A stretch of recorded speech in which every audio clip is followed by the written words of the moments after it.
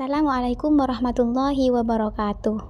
Kembali lagi bersama saya Nurul Fadilah, mahasiswa STKIP PGRI Bangkalan, program studi pendidikan matematika semester 5 dengan NIM 20466111021. Di sini saya akan sedikit menjelaskan tentang algoritma dan flowchart sebagai tugas untuk memenuhi tugas UAS atau ujian akhir semester. Mulai dari algoritma.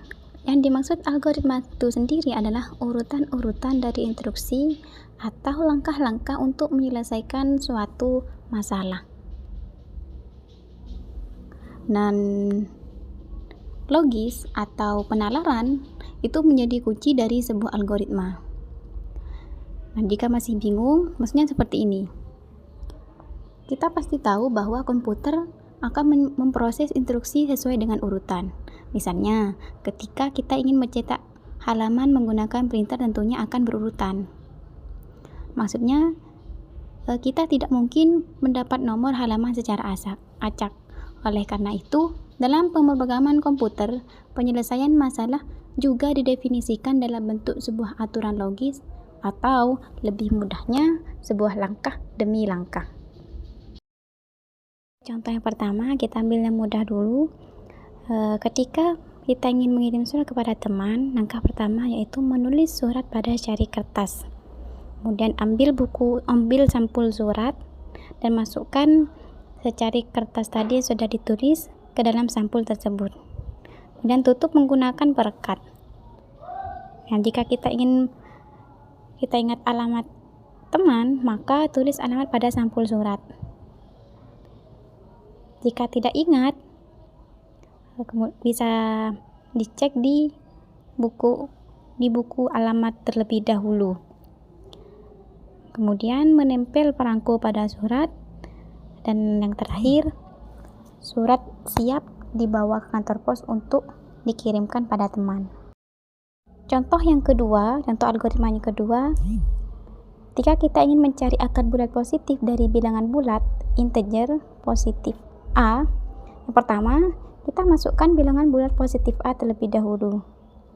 Kemudian berikan harga awal X sama dengan 1. Hitung Y sebesar X kali X. Jika Y sama dengan A, maka cetak X sebagai akar dari A selesai. Kemudian tambahkan nilai X dengan 1.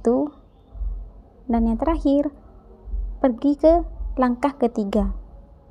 Kedua, ada flowchart.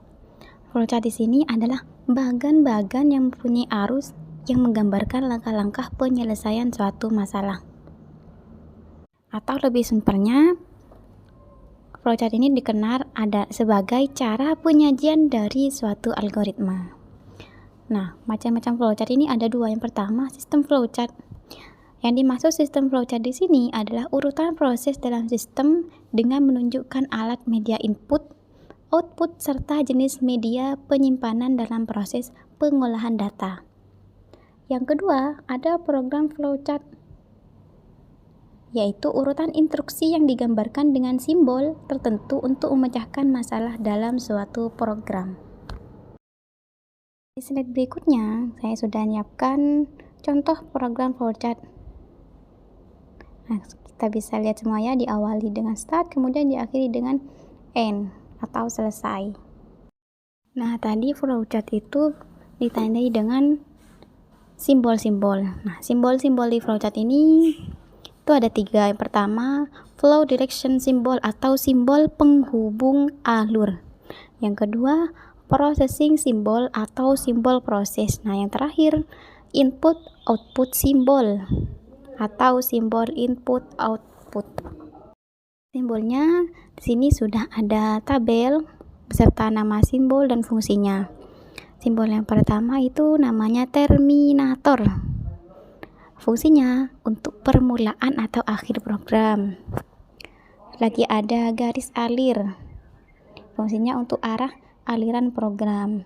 Situ masih banyak lagi. Slide berikutnya sudah ada, sudah jelas. Nah, itulah beberapa simbol-simbol flowchart. Pembuatan flowchart Pertama, hindari pengulangan proses yang tidak perlu dan logika yang berbelit sehingga jalannya proses menjadi singkat. Yang kedua, jalannya proses digambarkan dari atas ke bawah dan diberikan tanda panah untuk memperjelas. Nah, yang ketiga, sebuah flowchart diawali dari satu titik. Seperti yang saya katakan tadi, diawali dengan start dan diakhiri dengan end. Di slide selanjutnya, saya sudah menyiapkan contoh flowchart. Ada dua contoh.